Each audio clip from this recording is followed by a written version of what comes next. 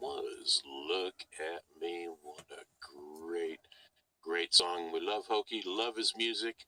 Check him out. Go to HokeySloan.com or check him out on Facebook and pick up the latest CD called Look at Me. Wow. What a good song. Guess what? All you Raider fans out there, well, the governor has signed the bill backing the Las Vegas Stadium Authority to lure the NFL. You ready? Governor Brian Sandoval signed a bill clearing the way for the Las Vegas Stadium that would be the home of the Raiders. Now, the only thing standing in the way is the NFL owners. If they can approve the team's move, the stadium's funding is in place, and away they go. How about that? The Las Vegas Raiders. I think it fits, and it sounds absolutely perfect to me. From the city that never sleeps to the south of us, Las Vegas, Nevada. Congratulations. Now, what a lot of people don't realize is, we have a lot of Raider fans in this area. We can go to Oakland. It's about a 2-hour drive, maybe 2.5, down the road. And people go, wow, you got to drive all the way to Oakland. What people back east don't realize is just how big Nevada is. To go to Las Vegas, it's almost 500 miles from here. That's an 8 or a 9-hour drive to go see it. So if you're a fan here in northern Nevada, it's going to be a hike to get to the Raider games. On the plus side, though, you can get a flight for about $59 and go down there and come back for another $59. So you can go down, get a room, get some tickets, and go watch the Raider game. It'll also be the home of the Runnin' Rebels, the football team from the University of Nevada, Las Vegas. I like them, except when they're playing the University of Nevada. Then I bleed blue, and the stinky Rebels from Las Vegas, they can suck dirt. Anyway, that's just the way I feel. I have no idea who's on the line. Caller, who is this? This is Aaron. This is Nevada's #1 Raider fan right here, man. Oh, my Lord. The Raider fan from the land that time forgot. Mm-hmm. And you're right. You can get one of those little turnaround junkets to go down to the Bay Area, but going to Vegas, that might be a little stretch. But the only thing I don't like about what I'm seeing in this whole scenario, the stadium they want to build doesn't hold enough seats to get a Super Bowl award. Yeah, it is a little small. That's something to maybe nothing's been done yet. Maybe that can be rethought, something by the developers and everybody. And I know put another 5,000 seats in the stadium or something is going to be another $20 billion somewhere. Who knows? But yeah. How about the Cleveland Indians? Oh man. They could wrap that up tonight. I think they will. I mean, geez. I got a question for Mr. Batista. Yes. What kind of conspiracy theory does he have on last night's game? I don't know. Oh boy. Yeah, geez. Hey, and you know what? I think I don't know. Rachel called herself a grammar Nazi, but isn't that kind of a misnomer? The term grammar Nazi? Well, wouldn't the only grammar Nazi be the guy that proofread Hitler's speeches?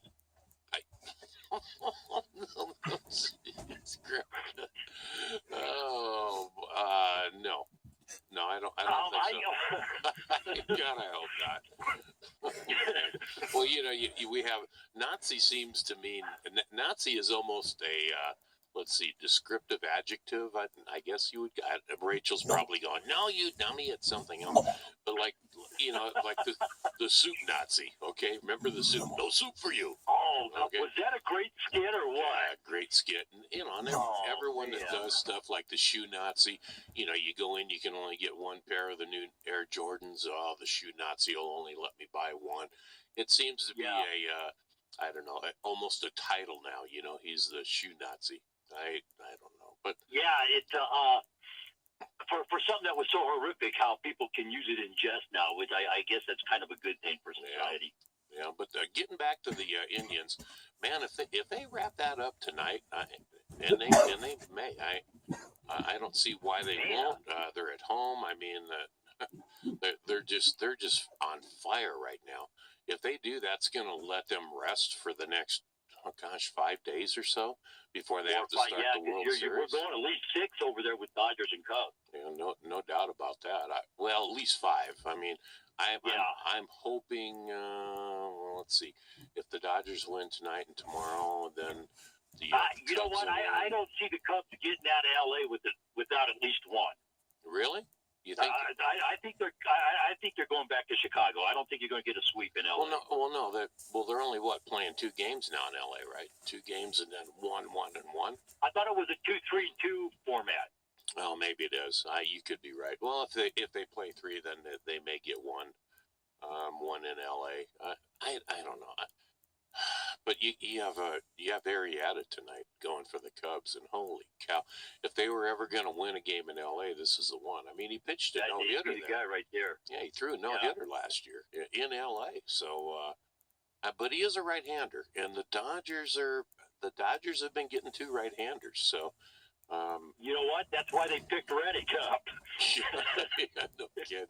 You know, he had. Yeah, that's exactly why they got Reddick to boost that against the righties, because that kid, he's exciting. He really is. He's fun to watch. Well, he hasn't been a ball of fire like he was with the A's, but he is solid, and he has added some punch from the left side. And because you have Yasiel Puig, he's a right-hander. He's not a switch hitter. So by throwing Reddick in there, you got another left-hander going against right-handed pitching, and I don't know. Hill. Hey, you know what though? I think, man, he's got one of the better arms in baseball from that right field corner. He just. Oh, you're talking about Puig.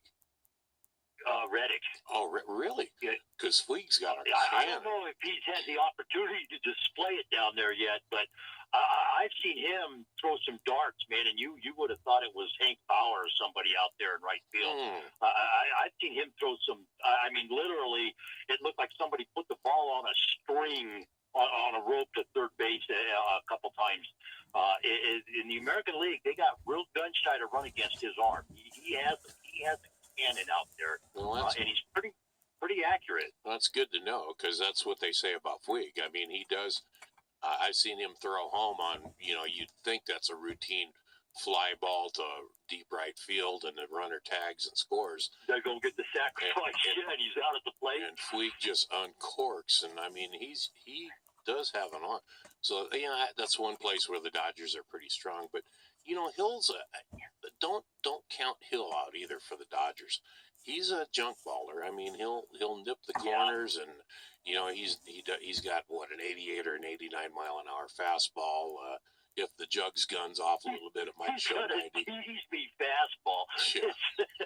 I mean, but when you throw a 90 mile an hour, 89 mile an hour fastball, and you follow it up by a 72 mile an hour breaking pitch, it sets you off. And if he can get the corners, he's dangerous.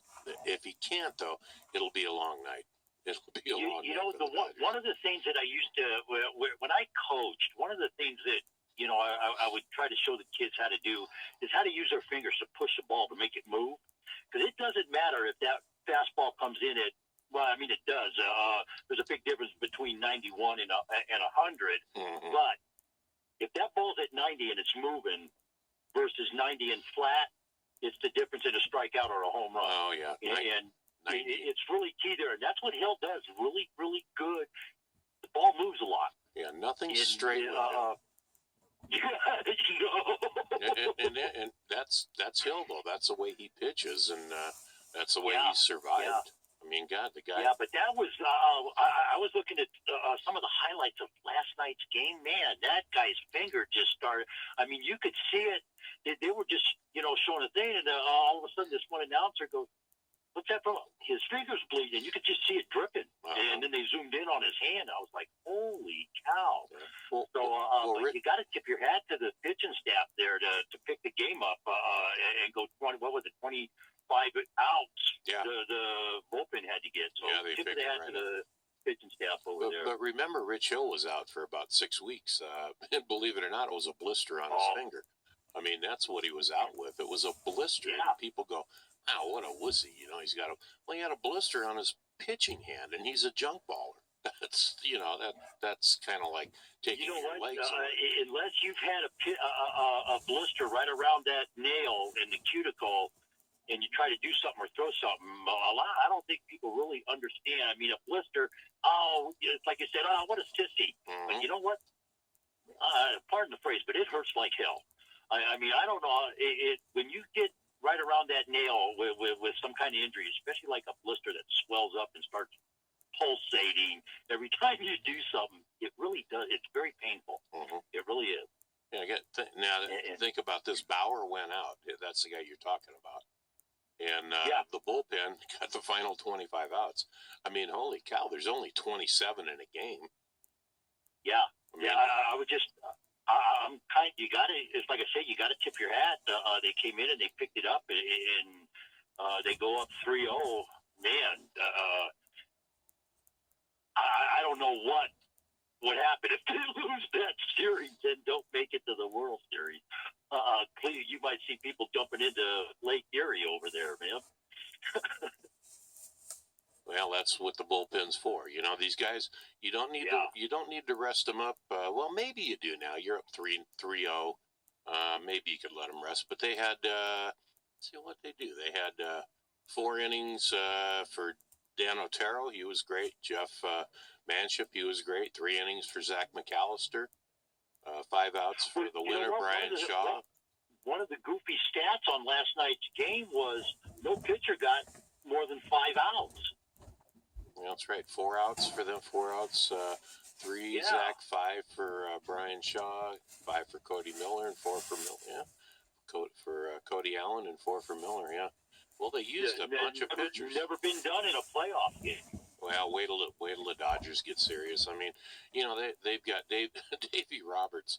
They figured out that he's walked like he's been to the mound 600 times or something this season, 300 there and back.